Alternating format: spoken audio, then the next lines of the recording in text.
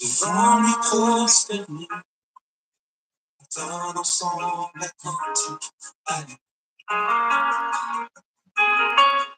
Ceux qui nous ont précédés, et ceux qui nous suivront, entonneront ce cantique, allez. Ton nom est le plus grand, ton nom est tout puissant, ton nom est au-dessus de tout. Puissance, autorité, royaume et dignité, ton nom est au-dessus de tout. Et les anges acclament. Tu es saint, l'univers proclame. Tu es saint, tu es glorifié. Tu es saint, à jamais tu es saint.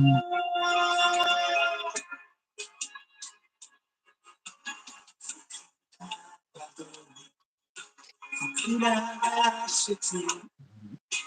Le chanter, c'est planter.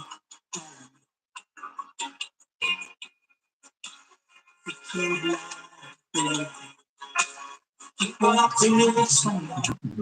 C'est le chanter, c'est planter. Nous sommes pour l'éternité. Et les anges acclament. Tu es saint, l'univers proclame. Tu es saint, tu es glorifié. Tu es saint, jamais tu es saint. De ton peuple fini.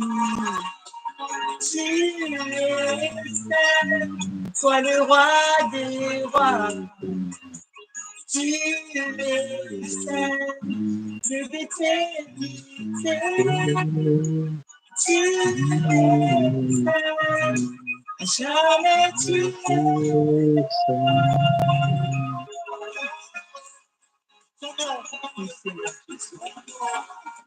Et le plus grand, ton nom est tout puissant, ton nom est au-dessus de tout. Puissance, autorité, royaume et dignité, ton nom est au-dessus de tout. Ton nom est le plus grand, ton nom est tout puissant, ton nom est au-dessus de tout. Seigneur Jésus. Puissance, autorité, royaume et dignité, ton nom est au-dessus de tout. Et les anges acclament. Tu es saint, l'univers proclame. Tu es saint, tu es glorifié. Dieu très saint, jamais tu es saint. Tout le peuple qui tu es saint, Jésus, toi le roi des rois. Tu es saint, Jésus, de l'éternité. Tu es saint, jamais tu es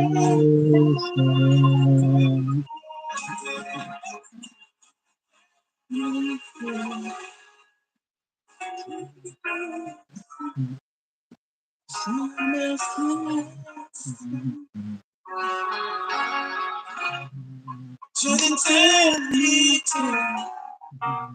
Tu es à jamais tu es saint.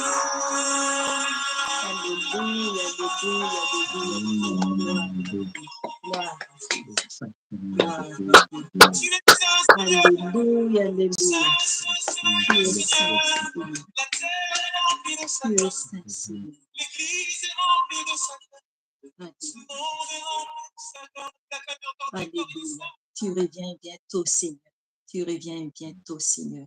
Gloire à toi, Père, au siècle des siècles. Gloire à toi, Seigneur Jésus. Gloire à toi, Père. Alléluia, alléluia, alléluia. Alléluia. Mbola faly miaraba anareo tsara avy amin'ny anaran'i Jesosy Tompo izay menada amin'izao asabotsy fa 5 ny volana azafady fa 4 ny volana Mai 2024 izao. Ry hava-malala amin'ny Tompo, anio isika dia fotoana fandraisantsika ny fanasany Tompo anio.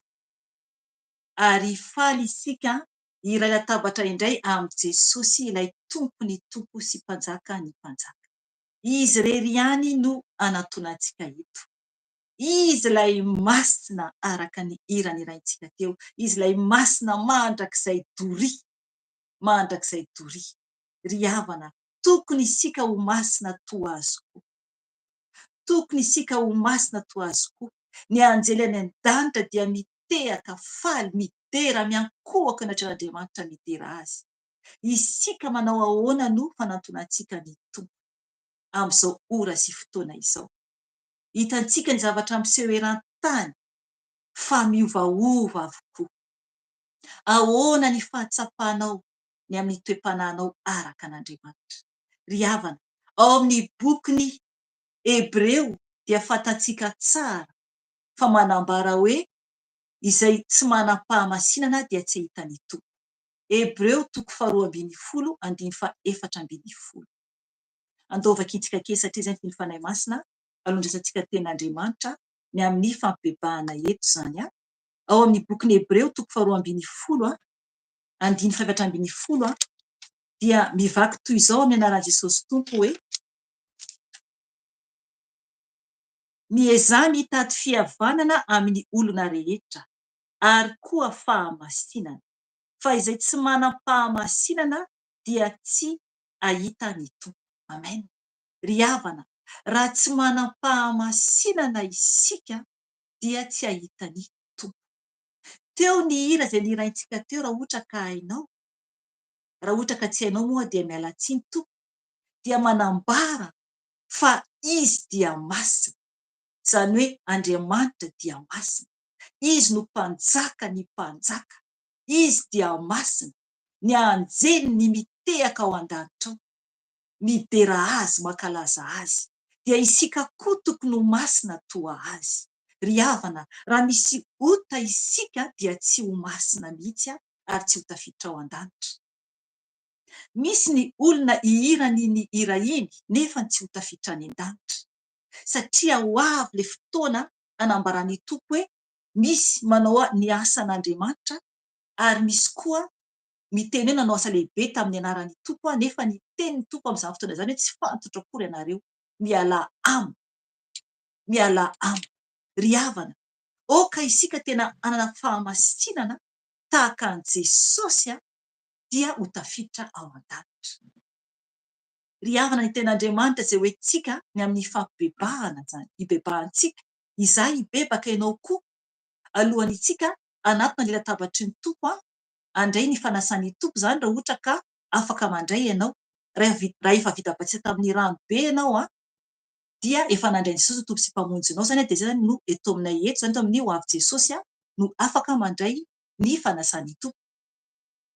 Dia alohan'ny isika anatrika ny latabatry ny Tompo zany dia ny tenin'Andriamanitra izay nomeny antsika zany dia ao amin'ny bokyny Apokalipsy. Bokyny Apokalipsy 9. Raha ohatra ka nanaraka ianao tamin'ny alakamisy alina ny fotoam-bavaka direkta dia ao amin'ny bokyny Marka 7:12 no nomeny fanahy masina. Dia noho ny aveo nomeny koa ny amin'ny Apokalipsy 9. fa anio zany no raisitsika ny amin'ny apokalipsy toko fahenina. Ry havana tamin'ny alakamisy io dia henoko ny fanahy masina ny teny hoe Marka 13, Marka 13, Marka 13. Manambara ihany momba ny amin'ny fiavian'i Jesosy. Izay efa nentinay menada teto, nentin'ny mpanompon'Andriamanitra teto moa zany tondra tamin'ny alakamisy teo zany dia efa nentin'ny mpanompon'Andriamanitra teto zany momba ny amin'ny ilay hoe fiavian'i Jesosy. Fa tao amin'ny Lioka angambany izay raha tsy diso ahako dia misy koa amin'ny Matio. Mitovy zany ireo tantara ireo fampiambenana antsika ny amin'ny fiavian'i Jesosy. Ry havana, ho raisitsika ny teny izay nomeny tompo zany ny amin'ny ahafahantsika hibebaka. Satria raha tsy afaka mibebaka isika dia ahoana no iaonantsika amin'Andriamanitra? Mila zany isika mibebaka aloha izay tsika vao afaka iaona amin'ny tompo ao anatin'ny fahamasinana sy ny fahamarinana.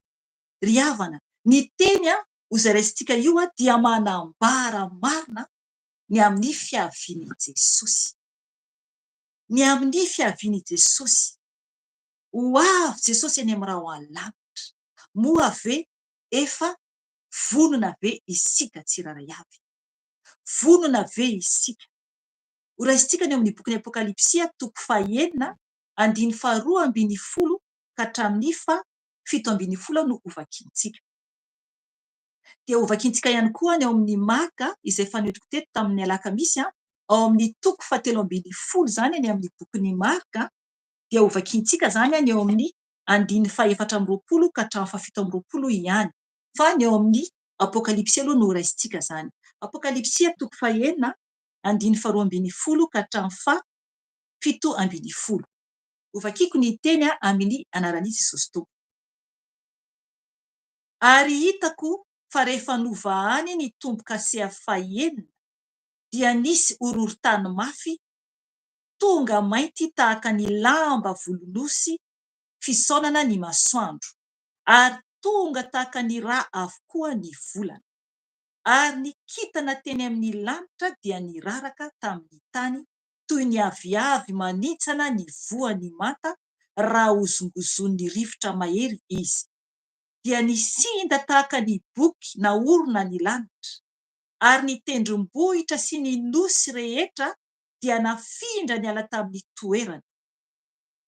Ary ny mpanjakany tany, ny lehibe, ny mpifehy arivo, ny mpanan-karena, ny lehilahy mahery mba amin'ny andevy rehetra sy ny tsy andevy rehetra dia nihery tany amin'ny lavabato sy tany amin'ny vatolampy eny an-tendrombohitra. Aroy izy tamin'ny tendrombohitra sy ny vatolampy. Mianjera aminay ka feno izahay amin'ny tavan'ilay mipetraka eo ambony seza fiandrianana sy amin'ny fahatezeran'ny zanak'ondry. Fa tonga ny andro lehibe ny fahatezeran'ireo, koa iza no ahajano. Amen. Aleluia, aleluia. Ry havana, andao tonga dia vakintsika ny ao amin'ny Marka toko 17 14 ka hatramin'ny 17. Hovakiko ny teny amin'ny anaran'i Jesosy Tompo.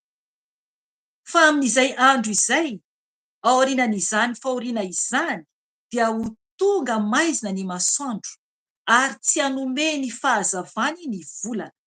Iraraka avy eny amin'ny lanitra ny kintana, ary hozongozonina ireo hery izay eny amin'ny lanitra. Ary amin'izay dia ho hita, averiko kely eo ary amin'izay dia ho hita ny zanak'olona avy eny amin'ny rahona, amin'ny hery lehibe sy ny voninahitra. Amin'izay dia aniraka ireo anjely izy, ary anangona ny olom-boafidiny avy amin'ny vazantany 4 hatramin'ny farany tany ka hatramin'ny farany lanitra. Amen. Ry havana, ny teny eto dia manambara marina fa ho avy Jesosy. Ary misy tovizany izany ireo teny anankiroa ireo raha ohatra ka mandinika tsara isika. Ao amin'ny bokin'ny apokalipsy iverenantsika. Eto zany dia manambara eo amin'ny 12 ao bokin'ny apokalipsy fa ny teny zany Jona no mahita ilay fahitana eto, satria asehon'ny tompo azy ny zavatra ho avy. Eto amin'ny boky Apokalipsy toko 9 aloha dia io fotoana io dia alohan'isika hiakatra ho any an-danitra. Eo zany amin'io toko 9 io manambara ny amin'ny zavatra iseho alohan'isika ampiakarina ho any an-danitra. Amen. Hoy ny teny Tompo amin'ny 2:12 hoe ary hitako fa rehefa nova any ny tombo-kase 9 dia nisy horohorontany mafy tonga mainty tahaka ny lamba volonosy fisaonana ny masoandro ary tonga tahaka ny rà avokoa ny volana. Amen. Ry havana, rehefa ho avy izany ny fotoana anokafan'ny tompo, satria izy no anokatra ny tombo-kase. Ny tombo-kase 9 dia ho hisy izany horohorontany mafy. Horohorontany mafy zany ho hisy izany. Ary zavatra iseho amin'izay fotoana izay dia tonga mainty tahaka ny lamba volonosy fisaonana ny masoandro ary tonga tahaka ny rà avokoa ny volana. Ry havana, ny masoandro izany dia ho lasa tahaka ny lokona volonosy fisaonana, izany hoe tena loko mainty dia tena mainty izany. Tena ho maizina izany, satria ambarantsara hoe tonga mainty tahaka lamba volonosy fisaonana ny masoandro. Tonga mainty hoy izy. Lasa tena matroka tanteraka izany. Ato amin'ny bokin'ny Marika izy dia hoy ny tenin'ny Tompo eo amin'ny 4:20. Hoy izy hoe Jesosy no niteny indray eto ato bokin'ny Marika. Ary amin'ny Apokalipsy dia i Jaona no niteny fahitana, fa ato bokin'ny Marika dia ny Tompo no manambara amin'ireo mpianatra ny amin'ny fiaviany eny amin'ny rao alanitra. Misy ifandraisany ireo zany. Hoy ny tenin'ny Tompo eto ao amin'ny Marika toko 13:4.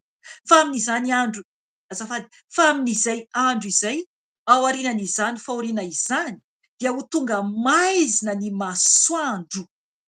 Zay zany, ho tonga maizina ny masoandro. Zany fahamaizina izany dia tena hoe tsisy ahitantsika mihitsy zany ny fahazavana zany eo aloha. Ry havana, hibebaka isika rehefa avy eo. Oka isika tsy fikitra amin'ity tany ity. Mbola mampiomana antsika foana zany Jesosy fa ho avy izy. Ho avy zany Jesosy haka antsika raha tena vonona isika hiala eto amin'ity tany ity. Ary ihany koa ny teny ato amin'ny 4:20 hoe ary tsy hanome ny fahazavany ny volana. Ry havana, ny volana nefa raha mijery isika dia ny amin'ny alina no mazava ny volana. Rehefa ohatra ka mody ny masoandro, ny volana tsy mazava firy rehefa mahita isika, fa hita ihany ny fahamaizinana kely, na dia hoe pleine lune ary hitantsika tsara zany. Rehefa feno ny volana dia tena hoe tsy mazava be tahaka masoandro. Nefa ny eto ny tenin'ny Tompo dia miteny hoe ary tsy hanome ny fahazavany ny volana. Ry havana, ho maizina ny masoandro, ho maizina kosa ny volana. Zava-doza izany, zava-doza izany. Oka isika hanomana tsara ny ara-panahintsika mba ho afaka ity. Dia hoy ny tenin'Andriamanitra ato amin'ny Apokalipsy toko 9:20 hoe ary tonga tahaka ny rà avokoa ny volana. Ry havana, manazava bebe kokoa ato amin'ny Apokalipsy, hitan'i Jaona zany. Ho tonga tahaka ny rà, ary tonga hoy izy, ary tonga tahaka ny rà avokoa ny volana. Ry havana, ny volana zany tena tahaka ny rà. Any misy olona anankiray izay izy mitory tenin'Andriamanitra ihany kosa ny olona io izy io vazaha izy io. Dia nambarany fa amin'izao tsika miteny izao zany ny volana hony efa ohatran'ireny hoe misy rà reny zany ny volana may manomboka may mitombo zany ny halehiben'izy io ao anatin'ilay volana zany. Afaka tadiavinao amin'ny internet izay zavatra efa tena hoe misy mihitsy. Izany hoe may mitombo zany ilay ohatrana rà amin'ny volana zany, mena be toa rà. Taona maromaro zany dia kely zany izay zavatra izay noho tamin'ny amin'ny volana zany fa zao zany efa manomboka mahay mitombo tsy kelikely zany izy io. Amen. Ry havana, efa mahay manatona ny andro ny tompo, mahay manatona ny fiaviany Jesosy eny amin'ny rahoalanitra. 9:10 ato amin'ny bokin'ny Apokalipsy. Ary ny kintana teny amin'ny lanitra dia niraraka tamin'ny tany toy ny aviavy manitsana ny voan'ny mata raha hozongozon'ny rivotra mahery izy. Ry havana, ny kintana eny amin'ny lanitra izany dia iraraka amin'ny tany toy ny aviavy manitsana ny voan'ny mata raha hozongozon'ny rivotra mahery izy. Ry havana, vonin-javatra mata raha ohatra ka miraraka amin'ny tany.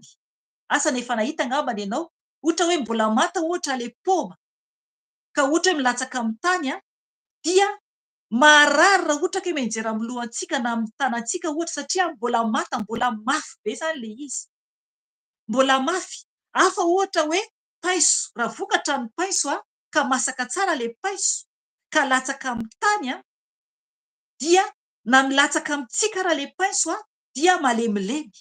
Fa raha ohatra ka hoe ny paiso manta iny milatsaka amintsika dia marary ihany ny ilatsahana iny.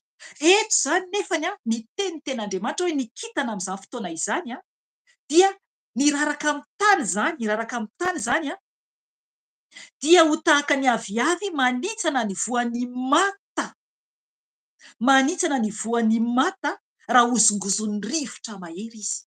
Rivotra mahery.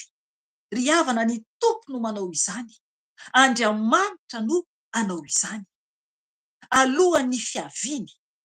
Amin'ny fotoana io misy ny horohorontany zany, mafy dia mafy, tsy ho zakantsika izany. Ary koa zany ny masoandro ho tonga maizina, ny volana ho tonga rà zany, ho tonga rà zany ny volana, ohatran'ireny rà reny, ho tonga ohatran'ny rà moa zany ny volana. Ary ny kintana zany dia ho araraka Andriamanitra amin'ny tany. Ato amin'ny bokin'ny Marka izy hoy ny teniny momba ny amin'ny kintana hoe, ho vakiantsika eo amin'ny 9:20 hoe, Marka 4:20, iraraka avy eny amin'ny lanitra ny kintana ary hozongozonina ireo hery izay eny amin'ny lanitra. Amen. Ry havana, iraraka avy eny amin'ny lanitra zany ny kintana ary hozongozonina zany ireo hery izay eny amin'ny lanitra. Ry havana, inona moa le hery eny amin'ny lanitra? Eto ny ambarany tenin'Andriamanitra, ny hery eny amin'ny lanitra dia fantatsika tsara fa maro ny hery eny ambony lanitra eny. Eo amin'ny lanitra eo ambony eo fantatsika tsara fa eo Satana sy ireo devoliny. Ireo hery ireo zany amin'izany fotoana izany hozongozon'Andriamanitra satria azera izy, ho azera ety ambony tany, ho azera ety ambony tany izy tompoko. Eto dia manambara kely amin'ilay zavatra nasian'ny tompo tamiko tao anatin'ny nofy. Efa nataoko tany video ilay izy fa averiko kely eto. Hitako zany ny farahandro zany dia tamin'izay fotoana izay moa zany le zavatra niseho nampahafantarin'ny tompo ahy fa raha mifikitra amin'ny havana aho dia ho tavela ety. Ry havana, izany hoe niandry an'ireo havako aho, nisy havako nandrasako zany dia andeha ho tantanako. Afaka jerenao video raha ohatra ka manana fotoana ianao, afaka tadiavinao. Dia tamin'ny fotoana io zany izahako miandry an'ilay olona anankiray ao anatin'ny fianakaviako zany dia natsotrako zany ny tanako hiandry azy hoe handray ny tanan'ilay olona. Ry havana, amin'ny fotoana io maizina tanteraka ny tany aman-danitra ary mitresaka mihitsy ny ao alohako, mitresaka io arabe io ary tena maizina tanteraka, tsisy fahazavana hitantsika. Fa zavatra hitako kely fotsiny zany naseho an'ny fanahy masina tamiko dia le hoe arabe ohatrany hoe matromatroka ihany sy ilay manodidina zany fa maizina dia misy rivotra maintimainty hafahafa manodidina izany.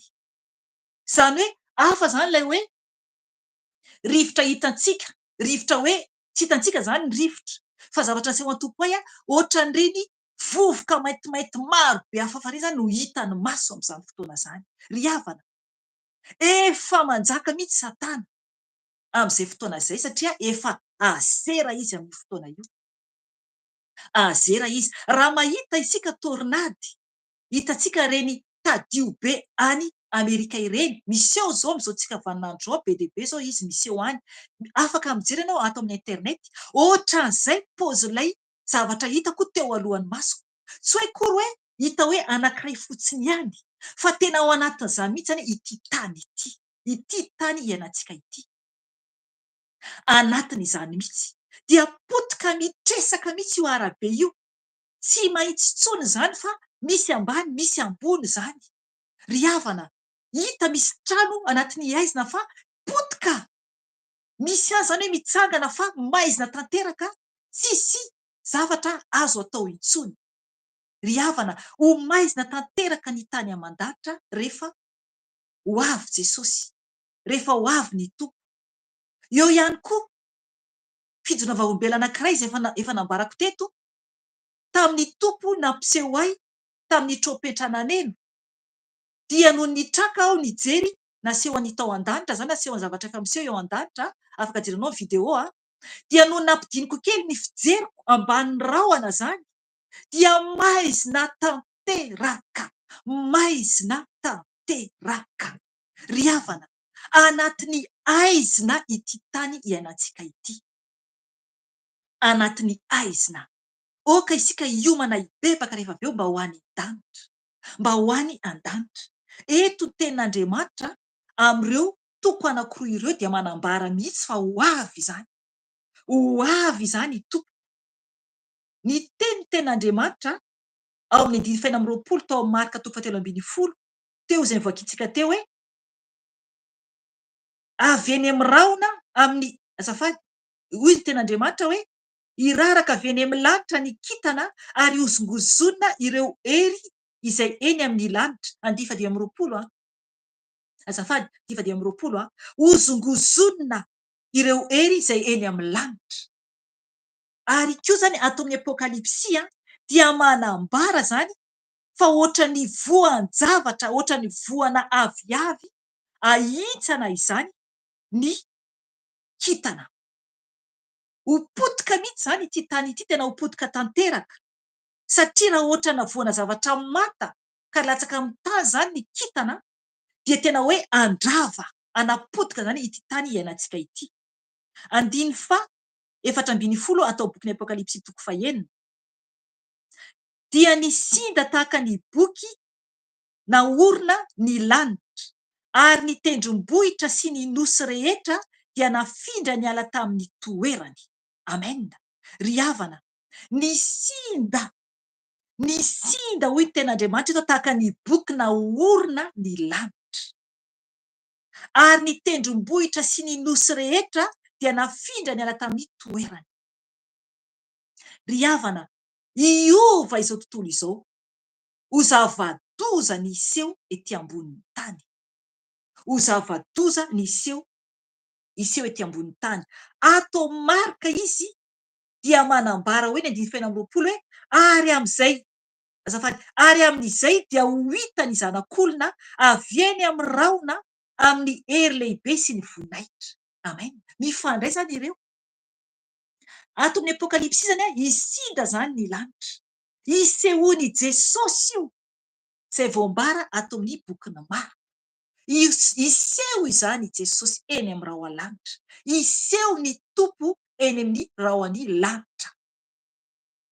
Ry havana, vonona vahy isika hiakatra any an-danitra. Iverintsika tao amin'ny bokin'ny apokalipsy dia hoy ny tenin'Andriamanitra 5:10 ary ny mpanjakany tany, ny lehibe, ny mpifehy arivo, ny mpanan-karena, ny lehilahy mahery mba amin'ny andevy rehetra sy ny tsy andevy rehetra dia nihery tany amin'ny lavabato sy tany amin'ny vatolampy eny an-tendrombohitra.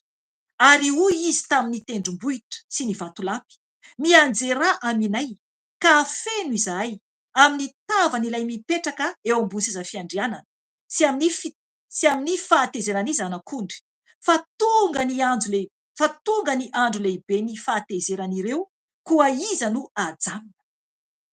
Amen. Ry havana, rehefa iseho zany Jesosy dia hanomboka hitsoaka izany ireo olona lehibe eto ambony tany.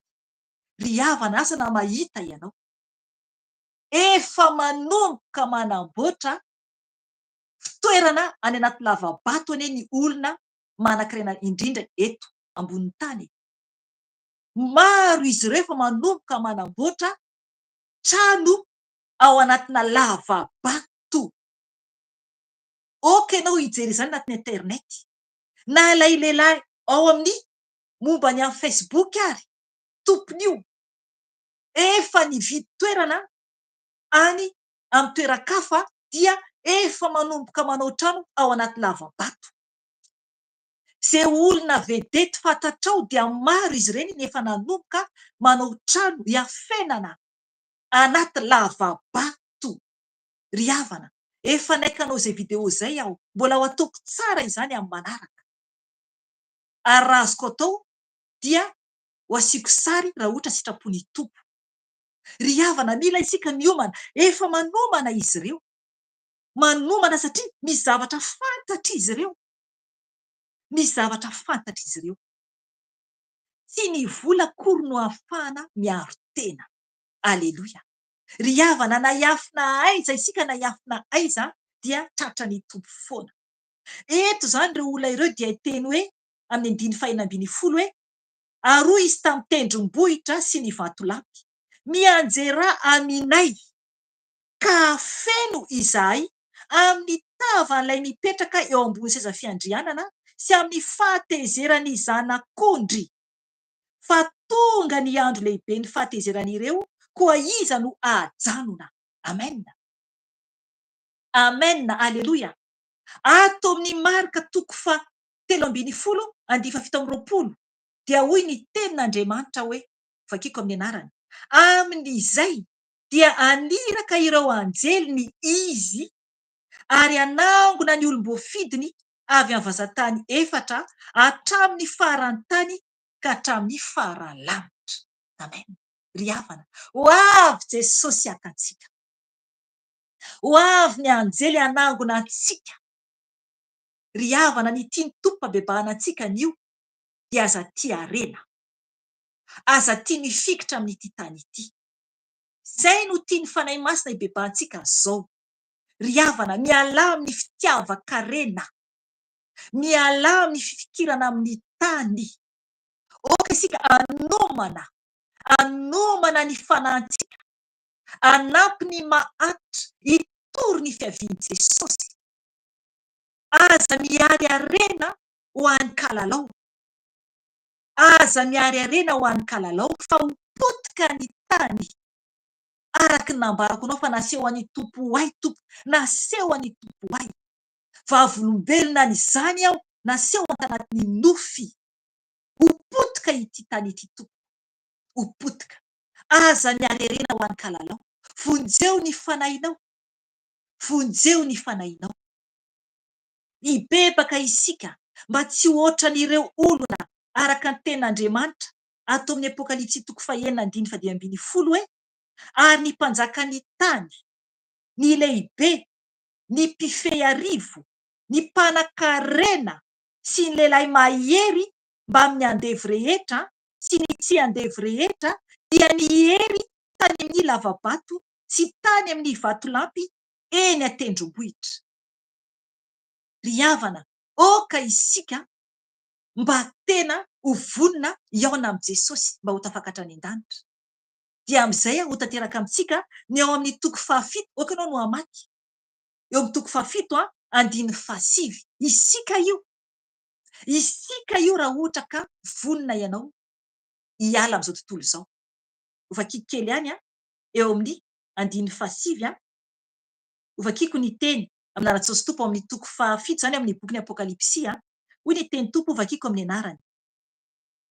Rehefa afaka izany dia hitako fa indreo nisy olona betsaka tsy tambo isaina avy tamin'ny firenena rehetra, ny foko-pirenena rehetra ary ny samy hafa fiteny rehetra nitsangana teo alohan'ny seza fiandrianana sy teo anatreny zanak'ondry izy ireo. Ny akanjo fotsy lava sady ny tana sampandrofia teny an-tanany. Aleloia. Fizako kely ihany a.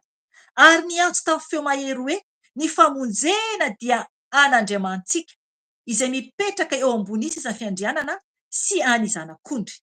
Ary ny anjely rehetra dia nitsangana manodidina ny seza fiandrianana sy ny loholona ary ny zava-manan'aina efatra.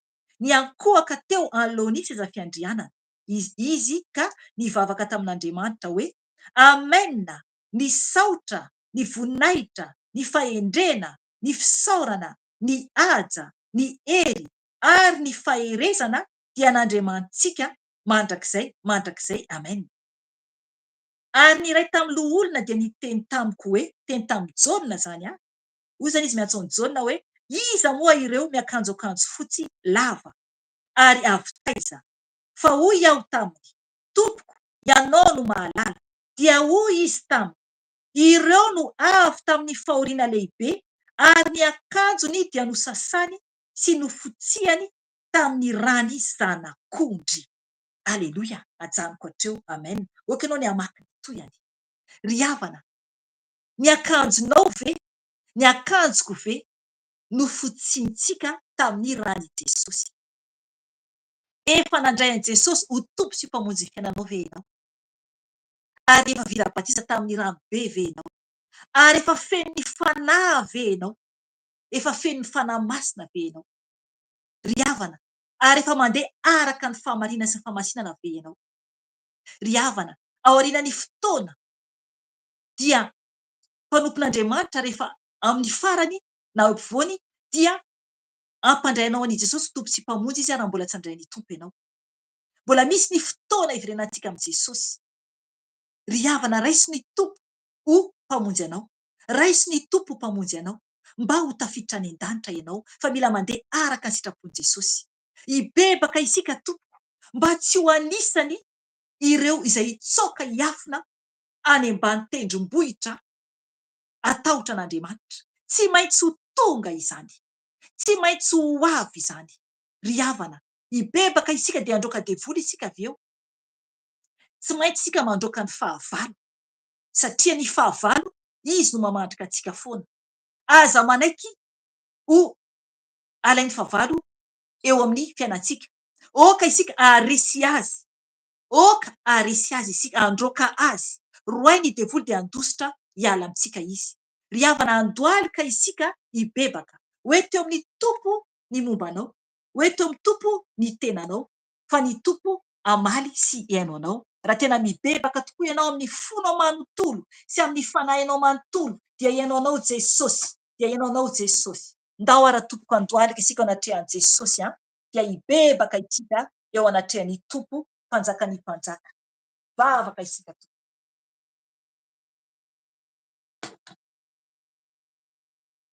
Jesosy tompo, indreto izay Jesosy io, mibebaka eo anatrehanao.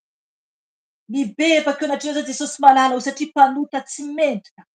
Zinona moa izay Jesosy? Zava-poana ihany ny tenanay. Mandalo sy mienina izay Jesosy io. Misaotra anao ny amin'ny teny izay nampibebahanao anay teo. Misaotra anao Jesosy io satria noho ny fitiavanao dia mbola nahazo teny fampaherezana izay. Mbola nahazo teny fiantsonanay ibebaka izay. Jesosy malala ho avy ianao Jesosy. Ho avy ianao eny amin'ny raho lanitra. Aka izay efa niomana ihany. Izay efa niomana ihany Jesosy no ekenao hiditra any an-danitra. Dia ny masina toanao. Ny masina toanao. Andriamanitra tsy tia ota ianao. Andriamanitra tsy tia ratsy ianao ray. Ka indreto izay zanakao tsiraray avy alohan'ny anatona ny latabatrao masina Jesosy dia mangataka famindram-po avy aminao. Mamelany elokay Jesosy satria mpanota izay. Mpanota tsy mendrika izay Jesosy. Jesosy malala mifona aminao izay ny amin'ny tsy famendrehanay. Jesosy malala ho avy tokoa ianao ary ho avy ny faravan'izao tontolo izao.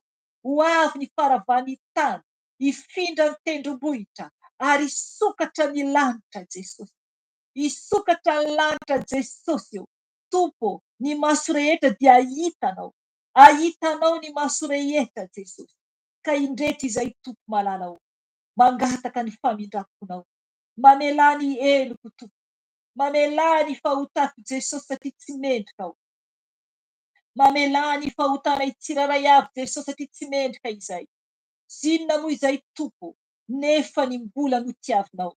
Mbola notoloranao ny tenanao zay Jesosy.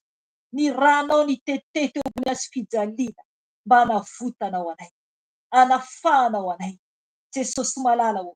Diovy amin'ny ranao zay. Sasao amin'ny ranao ny tenanay manontolo. Manomboka amin'ny lohanay ka hatramin'ny tongotray. Diovy ny fisainanay tompo. Diovy ny fisainanay tsiraray avy. Diovy amin'ny ranao Jesosy adio ny fisainanay.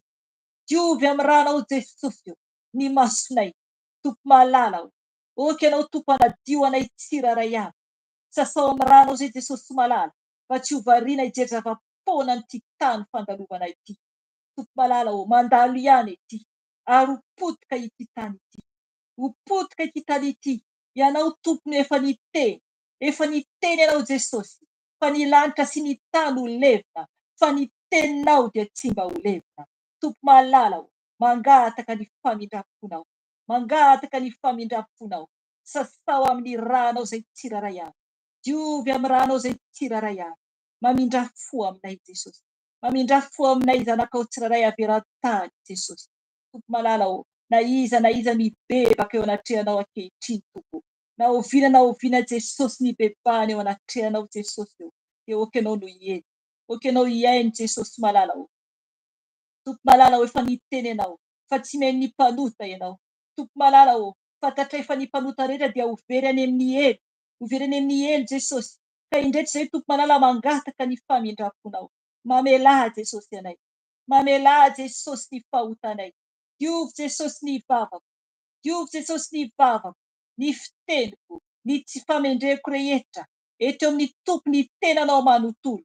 Tonony amin'ny Jesosy ny mombanao ny tenanao manontolo. Za tsy afaka hitondra ny fahotanao.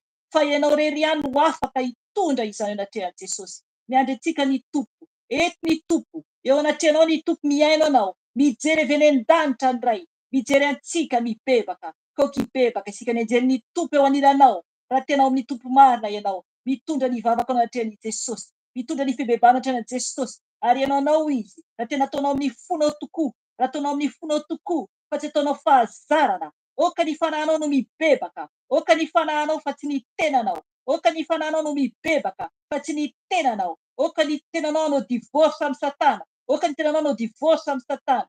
Tompo malalao. Tompo malalao. Mifona aminao aho. Ny amin'ny vavako. Diovy ny vavako. Diovy ny vavanay Jesosy. Sasao amin'ny ranao Jesosy ny fiteninay. Ny fiteninay tsy mendrika rehetra tompo. Zay navoaka ny vavanay Jesosy. Dia diovy amin'ny ranao Jesosy. Diovy amin'ny ranao Jesosy. Diovy amin'ny ranao Jesosy. Mibebà zay olona mpandainga. Mibebà amin'ny tompo. Raha zatra mandainga ianao. Mibebà amin'ny tompo fa ny lainga dia afahanao hidiranao any amin'ny afobe izany. Any amin'ny afobe mpandainga rehetra. Mibebà. Na lainga kely io. Na lainga kely io dia mibebà tompo. Mibebà tompo. Tompo malalao. Diovy amin'ny ranao Jesosy ny lelanay Jesosy. Ny amin'ny tendratra zay tsy voahevitra Jesosy malalao. Ny teny diso Jesosy eo. Dia hifonanay aminao Jesosy malalao. Mamelà anay Jesosy malalao. Tompo malalao mamindrafo aminay. Sasao amin'ny ranao izay. Sasao amin'ny ranao zay Jesosy malalao. Tompo, mangataka aminao tompo. Sasao koa ny sofinay tsiraray avy. Sasao ny sofinay amin'ny ranao Jesosy. Ny ranao sarobidy Jesosy eo. Oka na diovanao ny sofinay Jesosy. Diovy amin'ny ranao zay Jesosy. Diovy amin'ny ranao zay Jesosy malalao. Zay norenesy ny sofinay. Zay zavatra maloto Jesosy eo. Zay teniteny foana Jesosy. Diovy amin'ny ranao Jesosy. Tompo malalao zay enonay tamin'ny tele. Na hira zao tontolo zao izany. Na amin'ny radio. Na inona tompo tsy manome voninahitranao Jesosy dia okanao hanafaka izany ao anatinay. Tompo malalao. Diovy amin'ny ranao ny tananay. Zay noraisy ny tananay. Zay nandoto ny tananay Jesosy malalao. Diovy amin'ny ranao. Diovy amin'ny ranao Jesosy. Diovy amin'ny ranao Jesosy ny tananay tsiraray avy. Tompo ny tongotray. Ny tongotray tompo tsy nandehana ny tongotra i Jesosy io. Diovy amin'ny ranao Jesosy. Diovy amin'ny ranao Jesosy. Diovy amin'ny ranao Jesosy. Ny tenanay manontolo Jesosy. Ny tenanay manontolo Jesosy.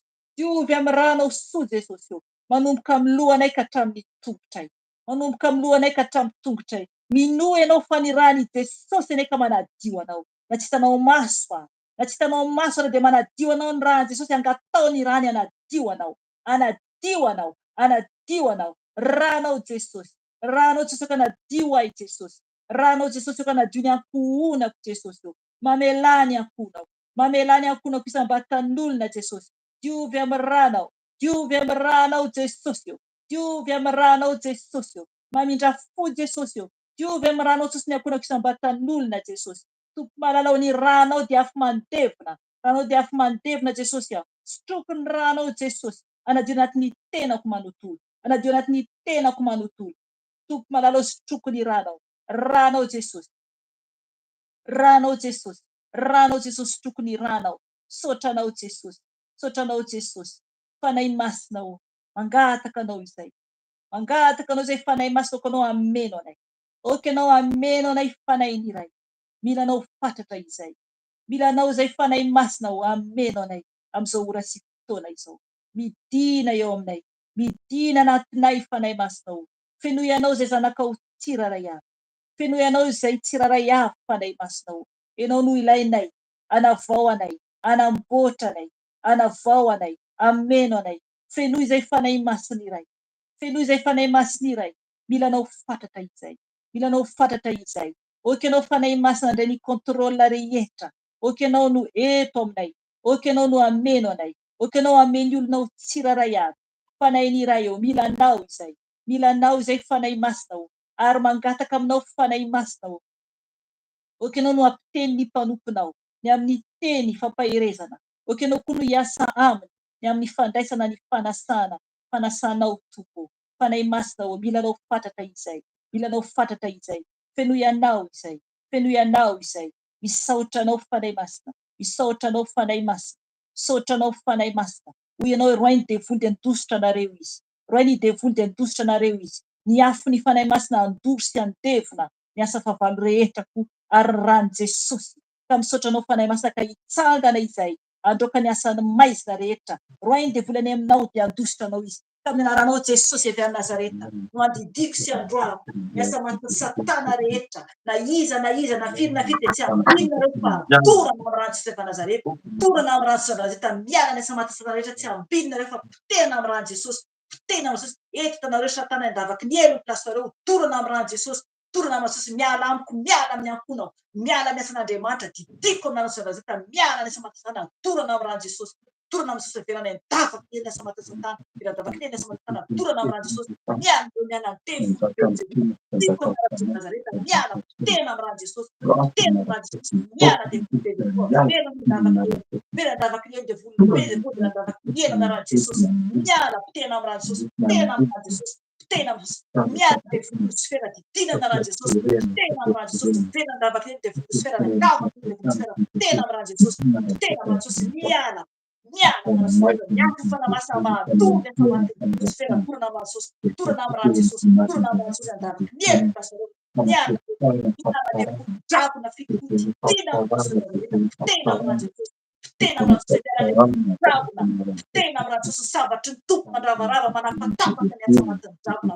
Tena amin'ny sabatry ny tompo. Tena amin'ny sabatry ny tompo. Tena sabatry ny tompo. Miala. Vera andavaky ny elo. Ale andavaky ny elo pastoreo. Miala. Tapana amin'ny sabatry ny tompo. Tapana amin'ny tompo. Rambo dravona tapana amin'ny sabatry ny tompo. Rambo dravona tapana amin'ny sabatry ny tompo. Tena dravona tapana amin'ny sabatry ny tompo. Sabatry ny tompo. Rano Jesosy. Rano Jesosy. Rano Jesosy. Rano Jesosy. Rano Jesosy. Rano Jesosy. Miala devoly menarana ela. Torana amin'ny rano Jesosy. Torana amin'ny rano Jesosy. Miala verana andavaky ny elo. Tena amin'ny rano Jesosy. Tena amin'ny rano Jesosy. Tena amin'ny rano Jesosy. Tena amin'ny rano Jesosy. Tena amin'ny rano Jesosy. Feu du Saint-Esprit. Feu du Saint-Esprit. Feu du Saint-Esprit. Feu du Saint-Esprit. Mai devoly menarana ela. Mai devoly menarana ela. Miala andavaky ny elo plasinareo. Miala devoly ny Jezebela dia didina amin'ny rantsy Nazareta. Tena amin'ny rano Jesosy. Miala devoly Jezebela. Tena amin'ny rano Jesosy. ny fombafomba rehetra, ny produit rehetra, ny fanaratsy rehetra dia miala pitena amin'irano Jesosy, pitena amin'ny tapitra Izebela, pitena amin'irano Jesosy, pitena amin'irano Jesosy, pitena amin'irano Jesosy.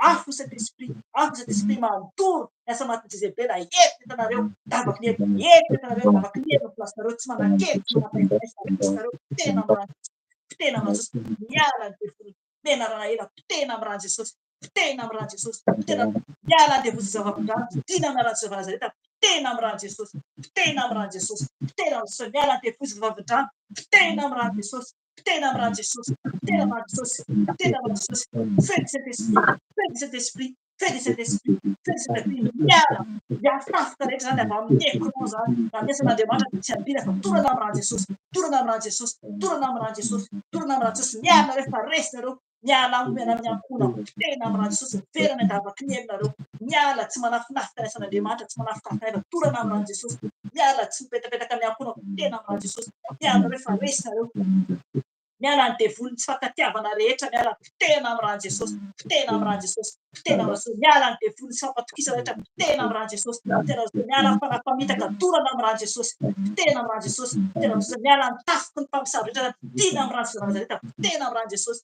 pitena amin'irano Jesosy, tafiky ny mpamosavy dia torana amin'irano Jesosy, torana amin'irano Jesosy, torana amin'irano Jesosy, torana amin'irano Jesosy, davaky ny elo plasinareo tsy ambinareo, miala devoly araka fahafatesana, torana amin'irano Jesosy, miala devoly araka fahafatesana, torana amin'irano Jesosy, torana amin'irano Jesosy, torana amin'irano Jesosy, davaky ny elo plasinareo, miala rehefa resy nareo, tsy ambinareo, miala nareo, ny ozona rehetra zay rehefa ny olona zany dia tsy ambiny zany, ny ozona rehetra zany na ny fanaratsely dia tsy ambiny fa torana amin'irano Jesosy, torana amin'irano Jesosy, davaky ny elo plasinareo, fa resy nareo, miala tsy ambinina amin'irano Zava-Nazareta ny eto, anetahany foana plasinareo, miala nareo, tsy manan-kely, tsy manam-pahefana, miala ny masiky satana rehetra, miala ny masiky satana rehetra dia pitena amin'irano Jesosy, torana amin'irano Jesosy, torana amin'irano Jesosy, torana amin'irano Jesosy, miala nareo tsy ambinina, devoly accident rehetra dia torana amin'irano Jesosy tsy ambinina fa n'irano Jesosy mandravaravo, devoly mpandrava ny asan'Andriamanitra dia torana amin'irano Jesosy, torana amin'irano Jesosy, torana amin'irano Jesosy, andavaky ny elo plasinareo tsy ambinina nareo, sotranao Jesosy, sotranao Jesosy, ka ny ranao ny andrakotra anay, oka ny ranao ny andrakotra anay, tsiraray azy zanakao, oka ianao ny iaro anay, ranao Jesosy no andrakotra ny tokantranonay, andrakotra ny tenanay, andrakotra tenay ny asan'ny maizandrengoanay teo dia tsy ambina fampela davaky ny elo, miala miankona, miala aminay, devoly manakana fitaina dia pitena amin'irano Jesosy, pitena amin'irano Jesosy, pitena amin'irano Jesosy, davaky ny elo plasinareo, pitena amin'irano Jesosy, miala nareo, miala nareo, miala nareo, any davaky ny elo plasinareo anaran'i Zava-Nazareta, sotra Jesosy manareo fa ny ranao ny andrakotra anay tsiraray avy, andrakotra ny asanao, andrakotra ny mpamokona tsiraray avy ena tany Jesosy, ny ranao Jesosy, ny ranao Jesosy no ilainay mandrakotra anay, ka misaotra todera ho anao, aja ho anao, voninahitra anao, sotra Jesosy, sotra Jesosy, aleluia, aleluia, aleluia, aleluia, amen, amen, sotra Jesosy, amen, aleluia, aleluia, aleluia, sotra Jesosy a, omeko ny mpanompon'Andriamanitra ny toy ny fotoana, aleluia, amen. Amen. Amen. Dia mbola mamerina ny fiarabanantsika ry havana aminaran'i Jesosy Kristy Tompo. Faty dia fitomboana amintsika mandrakariva ny fahasofavana ny fiadana avy amin'Andriamanitra, indrindra koa moa zany ny firaisana amin'ny fanahy masina. Dia misaotra ny tompontsika ny amin'ny fotoana izay nibebahana teo, ary indrindra ny amin'ny teny izay nizaraina satria mampiomana antsika foana. Izay foana zany no ambara eto araka ny hitantsika ny amin'ny anarana moa zany, anarana entinay amin'izao fiarahana vavaka izao dia mibebà fa ho avy Jesosy, ho avy ny Tompo, dia hiteny foana ho avy ny Tompo, mila miomana antsika. Raha tonga tokoa ny Tompo amin'izao fotoana izao araka ny teniny, tahaka ny andro Noa izy na tahaka ny mpangalatra izy. Tsy fantatsika zany amin'ny fotoana inona na amin'ny fotoana tahaka ny ahoana fa tonga tampoka izy raha amin'izao fotoana izao izy ny tonga dia anisan'ny tafakatra ve tsika, anisan'ny tafiditra ny an-danitra. Izay no tokony hiomana antsika foana, izay ny anton'izao fampahirizana, fampibebahana izao foana hoe miomana, miambena fa tsy fantatrao na ny ora na ny andro. Ary io dia tsisy mahafantatra na ny zanaka ary izy na ny anjely fa ny ray ihany no Fisy Jesosy.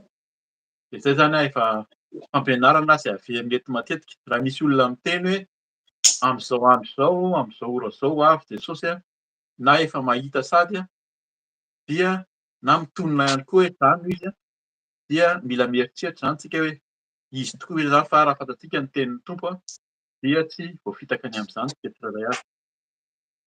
Hamaky ny tenin'ny tompo tsika izay andraisantsika ny fanazavana zany izay fampianarana ihany koa ary koa alohan'ny hiomanantsika amin'ny fandraisana fanasan'ny tompo.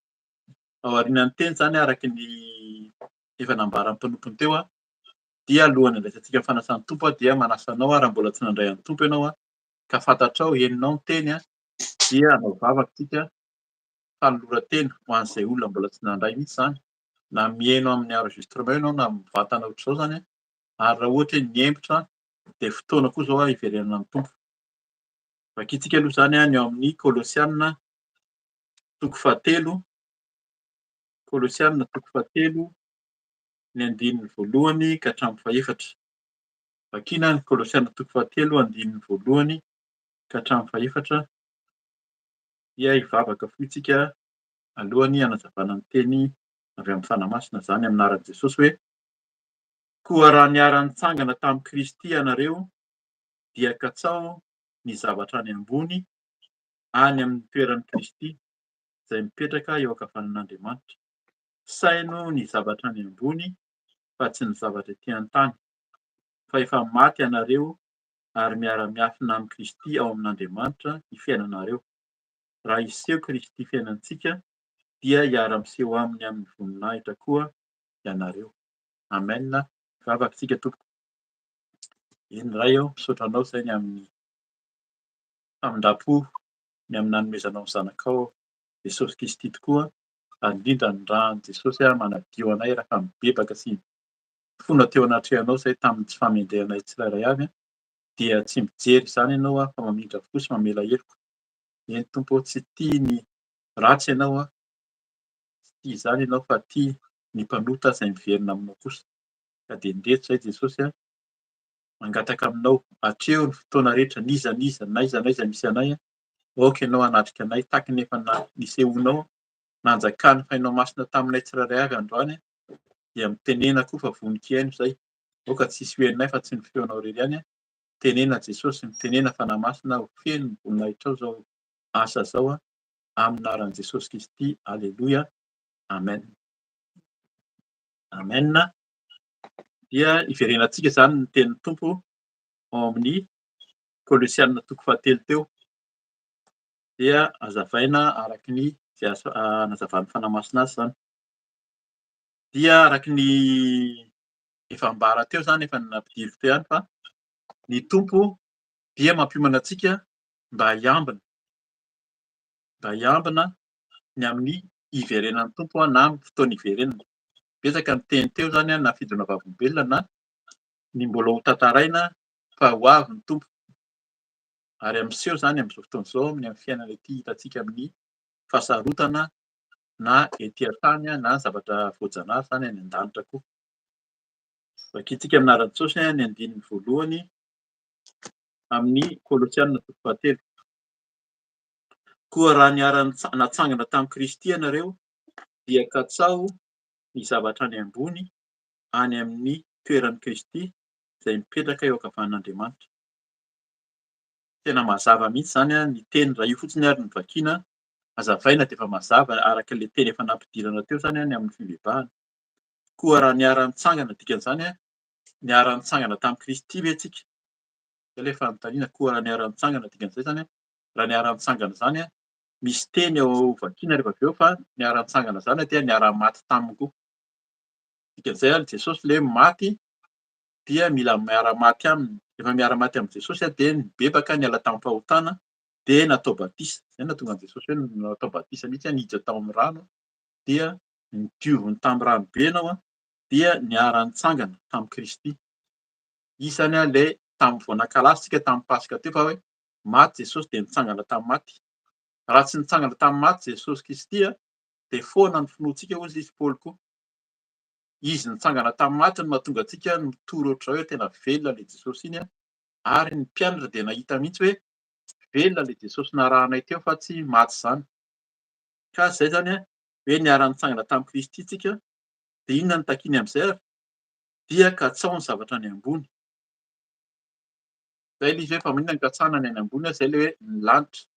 Le lanitra le tenina teo ozongozonina ho maizina, dikan'izay le idiranao any an-danitra. Le ety an-tany aty dia iraraka ny kintana, iraraka ny maizina ny masoandro, maizina ny volana, tsy ahita n'inona ety an-tany aty. Fa ny tanjona zany dia ny katsaka ny zavatra any ambony. Ny any ambony zany dia any amin'ny lanitra izay itoeran'Andriamanitra. Ohatry izy inona ny teneny eto hoe katsaho ny zavatra any ambony any amin'ny itoeran'i Kristy. Ao amin'ny Apokalipsy eo raha mamaky tsara tsika araka ny tenin'ny Poropony teo manomboka amin'ny Apokalipsy eo dia tsisy miteny afa-tsy ny amin'ny hoe zanak'ondry eo amin'ny fitoerany amin'ny mipetraka eo ankavanan'Andriamanitra. Teto Paoly talohan'ny nisehoan'ny ny fanahy masina tamin'i Jaona zany no efa niteny an'izany. Efa maninona no mifampiteny an'izany? Zareo tsy mifampiresaka ireo fa efa nisehoan'ny Tompo. Ary Paoly tsy niaraka tamin'ny apôstôly, niaraka tamin'ny Jaona sy Petera fa nisehoan'i Jesosy fantatsika tany amin'ny lalan'ny Damaskosy. Dia nahita mihitsy izy, maty izy, nijambaina mihitsy izy nandritra ny 3 andro sy 3 alina. Fa rehefa nafahana izy dia nitsangana. Tamin'izany nitsanganan'i Paoly. Olona tena hoe mahafantatra ny tenin'Andriamanitra zany. Zay zany efa miverina foana hoe tsy ilay fahafatahana ny tenin'Andriamanitra amin'ny teny amin'ny Hebreo moa zany hoe Torah. Ny Torah na ny Tanà zany ny amin'ny teny eo amin'ny Baiboly, any amin'ny testamenta taloha. Tsy hoe mahafantatra an'iny dia mahay an'iny. Zay ny tena tamin'ny andron'i Jesosy na tamin'ny andron'i Paoly hoe zany mihitsy ny tanjona mahafantatra an'ireny fa ary zay nahatonga anazy nanenjika an'i Jesosy hoe tena tsy izy iny fa zay mahafantatra an'ilay teny. Fa noho nanenjika izy hoe tena nomena lalana mihitsy hisambotra ny mpianatra hoe lasa kristianina dia izy mihitsy nisehoan'i Jesosy hoe maninona ianao manenjika ahy? Hoe za le enjehanao le Jesosy Kristy. Dia tena niseho izy. Nanomboka tamin'izay Paoly le tena mahafantatra na fanafona nenjika ny kristianina no niova-nday nanomboka nitory. Zany hoe tena hitany mihitsy le Jesosy le nenjehany iny dia nitoriany. Zany hoe io le Jesosy izay torian'i Paoly io le tenenintsika amin'izao fotoana izao. Zay foana zany ampahafantarina antsika hoe vakio ny tenin'Andriamanitra. Tsara fantatrao ny eo amin'ny tenin'Andriamanitra ao dia tsy avilivily fampianaran-diso. Amin'ny Kolosiana ity dia betsaka mihitsy ny tany Kolosy zany tena hoe fampianaran-diso izay nentina satria tamin'ny andron'ny tany Kolosy ity zany tena hoe ny filozofia, ny fampianarana maro dia zany no neven'ny olona fa hoe tsara. Fa Paoly tena niteny mihitsy tandremo fa ny zavatra ianarantsika dia ny zavatra ny ambony. Ahoana moa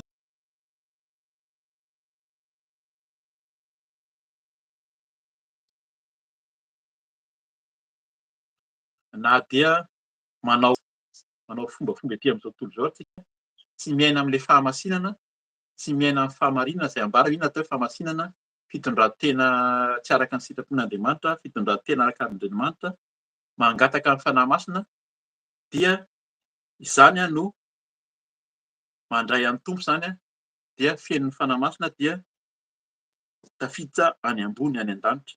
Inona ilay any ambony hozy izy any amin'ny toeran'i Kristy. Jesosy zany dia any ambony any no misy anazy. Arak'ilay teny koa hoe tsangana tamin'ny maty izy dia niakatra ho any an-danitra. Hitan'ny mpianatra mihitsy izy, niakatra izy iny hozy izy ny anjely. Fa tahaka ny nahitanareo azy niakatra iny no hidinany koa. Zay hoe miomany tsika fa hiverina i Jesosy io amin'ny fotoana zany izao tena efa fotoana hiverenany mihitsy ka mba hiakatra any ambony tsika tahaka any amin'ny toeran'i Kristy izay mipetraka eo ankavanan'Andriamanitra. Teneniny zany ary Jesosy miteny hoe za sy ny Ray dia iray ihany. Ary izy no hitsara. Hatramin'izay zany izy ilay Jesosy tsara taty iny ilay hoe nikarakara ny olona, nanasitrana, nanangana tamin'ny maty ary fa hitsara izy efa ao ankavanan'Andriamanitra. Dia niteneniny hoe averin'ny fandroany amin'ny andininy faharoa, saino ny zavatra any ambony fa tsy ny zavatra ety an-tany. Efa nitenenin'ny mpanompo teo misaotra ny Tompo mihitsy tsika fanahy masina miteny mihitsy hoe izay zany tsy mifampiresaka foana izay mianadahy fa teneniny teo mihitsy hoe tandremo fa ho maizina na ny lanitra na ny tany ary zany ny tany moa zany tena hoe maizina ny lanitra dia dikan'izay ny tany tsy mahita inona fa aza tia mifikitra ny amin'ny tany hozy izy na mifikitra amin'ny harena. Saino ny zavatra ny ambony fa tsy ny zavatra ety an-tany. Dia arak'ilay teny teo zany ny zavatra sain'ny olona hoe ho avy ny loza efa samy mahafantapantatra an'izay daholo na ny olona manam-pahaizana na tsy manam-pahaizana indrindra moa zany araka le teny teo ny manam-bola dia efa manao bancaire moa zany filazana azy hoe manao trano any ambanin'ny tany any fa tsy any no ampianarin'ny tompontsika fa ny zavatra any ambony any no karakaraina zany. Efa betsaka nanao bancaire moa zany amin'ny tanin'ny Egypte ny fantatsika tsara mihitsy ny piramide any Egypte reny karazana ohatran'izany any reny fa maty daholo any dia rava atao fahatsiarovana fotsiny ihany fa ny any an-danitra izay asehony matoa zany misy ny fanahy eo zany resahana foana resaka ara-panahy misy ny fanahy ratsy izay fantatsika hoe mamono ny olona mitondra ny olona misaina ratsy mitondra ny faharatsiana etỳ amin'izao tontolo izao dia misy koa ny fanahy tsara izay mitondra antsika amin'ny fahatsarana amin'ny fahamasinana dia ilay fanahy zany hitondra antsika eo amin'ny lanitra any amin'ny Kristy ozy izy. Saino ny zavatra any ambony fa tsy ny zavatra etỳ an-tany. Amin'ny bokin'ny Kolosianina iny nandraisantsika anazy satria raha mamaky tsara zany tsika manomboka any amin'ny andininy toko voalohany dia mahafantatra hoe ahoana marina moa zany ny zavatra efa nitenenin'i Paoly tany am-boalohany tany.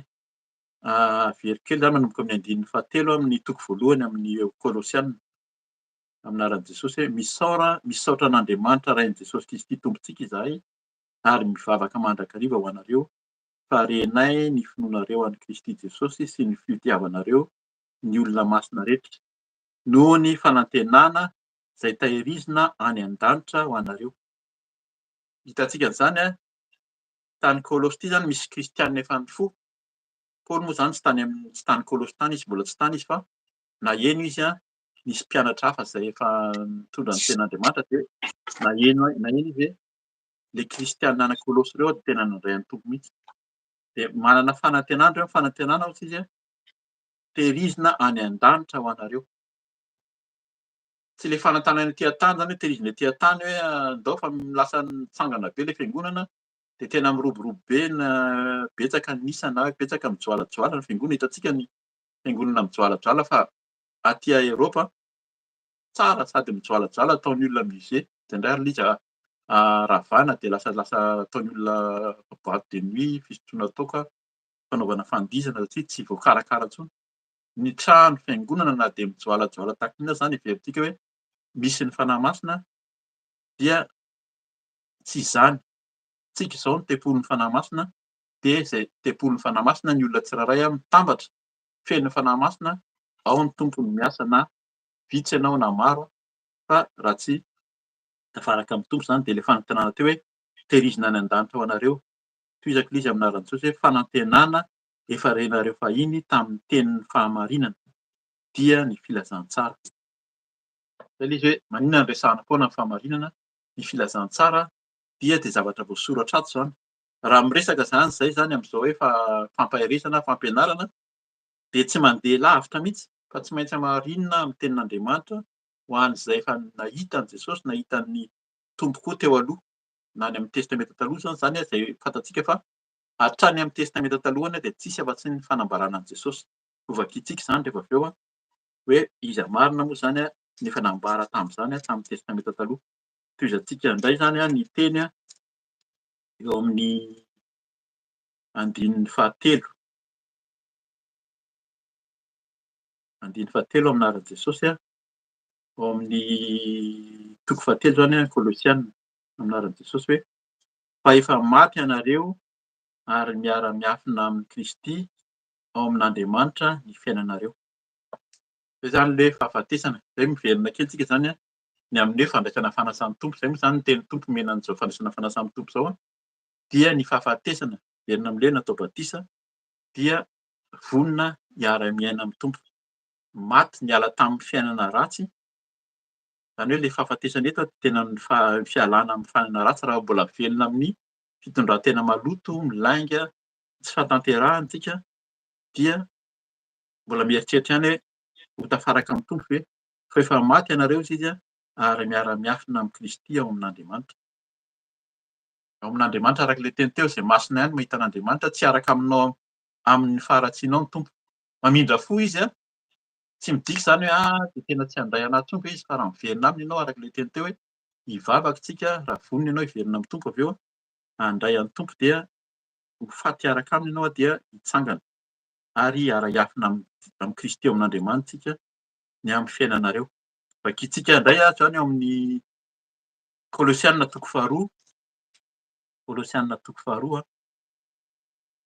ny andininy fahavalo ka hatramin'ny fahadimy ambin'ny folo. Kolosianina toko faharoa andininy fahavalo ka fahadimy ambin'ny folo ny amin'ny hoe ny ara-maty sy ny ara-nitsangana amin'ny Kristy zany amin'ny anaran'i Jesosy hoe tandremo fandrao misy mahalasa anareo ho babiny amin'ny filôzofia sy ny famitahana foana araky ny fampianarana voatolotry ny razana araky ny abidiny mpianaran'izao tontolo izao fa tsy araka ny Kristy. Fa ao amin'ny tenany no itoeran'ny fahafenoan'ny fomba an'Andriamanitra rehetra ary ianareo dia tanteraka ao aminy sady izy no lohan'ny fanapahana sy ny fahefana rehetra. Tao aminy koa no namorana anareo tamin'ny famorana tsy natao tanana tamin'ny fanesorana ny tenany nofo dia tamin'ny famorany Kristy fa niarana levina taminy ianareo tamin'ny batisa ary tao aminy koa no niarana tsangana taminy noho ny finoana ny asan'Andriamanitra izay nanangana azy tamin'ny maty. Ary ianareo izay efa maty ny fahadisoana sy ny tsy fiforan'ny nofonareo dia novelominy niaraka tamin'i Kristy efa navelany avokoa ny fahadisoantsika rehetra novonoiny ny didy voasoran-tanana izay niapangatsika nisorony izany ka nombony tamin'ny haty-fijaliana noreseny ny fiandianana sy ny fahefana ary nasehony miharihary ny fitondrany ireo amin'ny fandresen'ny hazo-fijaliana. Zay zany hoe miara-maty nandresy ny hazo-fijaliana izy tena maty mihitsy Jesosy. Hoe maninona izy nasaina tonga tetỳ an-tany. Fantatsika mihitsy fa tsy maintsy tonga Jesosy zany, izay no niantsoana ny zanak'Israely koa efa nisy fanazavana an'izay teo aloha. Efa maninona Andriamanitra nifidy an'i Abrahama, niseho tamin'ny Abrahama, niseho tamin'ny Isaka sy Jakoba, dia niseho tamin'ny zanak'Israely, dia nitondra ny zanak'Israely hatrany amin'ny nanafahany ny tany Ezipta, nitondra azy teo amin'ny tany Kanana izay nampanantenanan'i Abrahama. Dia tao amin'ny tany Kanana teo io ilay misy an'i Jerosalema, dia tao rehefa tena tafapetraka tao ianareo vao tonga Jesosy. Izany hoe tena nasaina niomana izany handraisana ny Tompo. Rehefa tonga tao Jesosy dia tao ihany koa izy niakatra ary izay mbola tenin'ny Tompo hoe ho avy ao izy. Izany amin'ny Apokalipsia ilay hoe Jerosalema vaovao midina avy any an-danitra. Izay zany hoe tsara vakiantsika ny teny fa ho avy eo foana ny Tompo ary araky ny fampianarana any amin'ny Liko, Marika teo sy ny Matio dia avy hatrany amin'ny farany tany izy ka hatrany amin'ny farany lanitra. Ahita azy daholo ny olona rehetra fa izay tena masina sy miaina amin'ny fahamarinana izay no hiakatra aminy. Misaotra ny tompontsika ny amin'ny teny izay omeny fa manazava amintsika mihitsy ny amin'ny hoe fitsanganana amin'ny maty izany sy fandraisantsika hoe antony handraisantsika ny Tompo izany satria tamin'ny vakiantsika moa izany rehefa avy eo ny alohan'ny fandraisana fanasany Tompo fa ho fahatsiarovana ny fahafatesan'i Jesosy noho ny fahotantsika izao fandraisana fanasany Tompo izao. Hiaraka mahatsiaro tsika fa Jesosy dia nanolotra ny ainy teo amin'ny hazo-fijaliana sy ny rany hanadio. Dia ny ran'i Jesosy manadio ary niara-maty taminy tsika dia ary hivelona aminy izany ka raha tena natao batisa ianao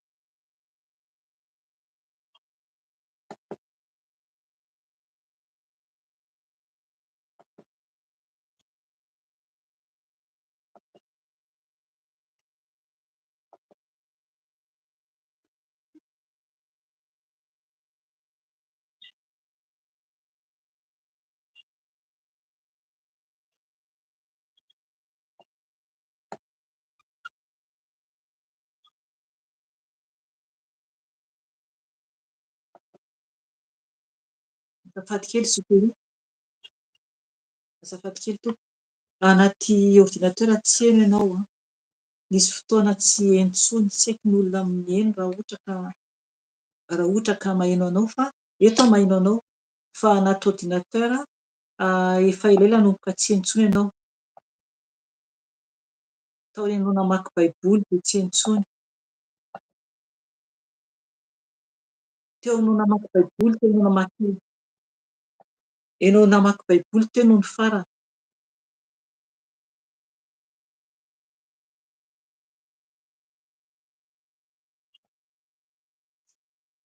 Raso ange azafady e, raso ange azafady e. Raso a.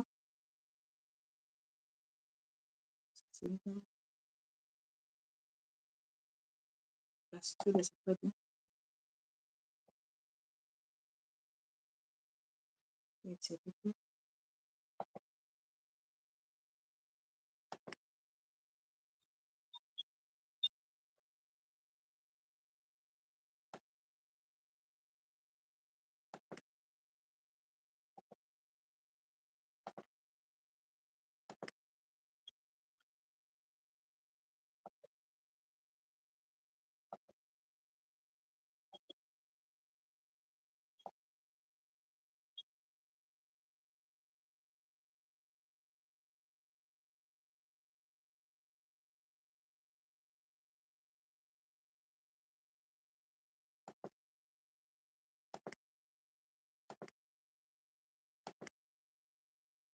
Eo amin'ilay hoe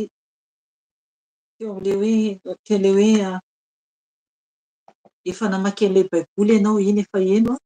Fa eo aminao ilay miteny hoe raha ohatra ilay olona mandray an'i Jesosy tompo izany, io zany fa eo no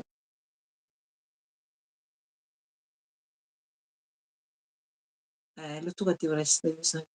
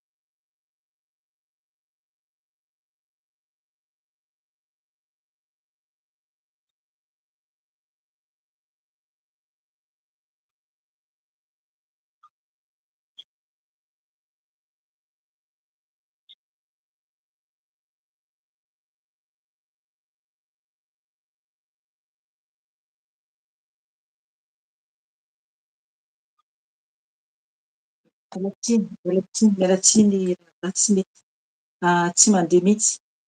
Izany hoe aty amin'ny côtéko mandeha fa aminao tsy mandeha mihitsy. Nanaovantsika anazy angambany aloha satria tsy heno mihitsy ianao, tena stoppé mihitsy zany le sarinao. Angambany heverina antsoina angambany. Ho tapahako dia heveriko antsoina ianao. Zay angamba mety kokoa satria tena tsy mety mihitsy tonga dia ianao no miteny avy eo satria tsy mandeha mihitsy. Tapahako kely azafady. Oui, miantso anao dia mihavita. Miala tsiny indrindra tompoko satria tsy heno mihitsy anaty ordinatera. Tsy haiko nareo na maheno na tsy maheno nareo izay manaraka fa aleo averina antsoina dia zay angamba no mety kokoa. Miala tsiny indrindra tompoko amin'izay mantsy tena hoe sura tsara voaray tsara daholo. Amen. Tapahako kely aloha.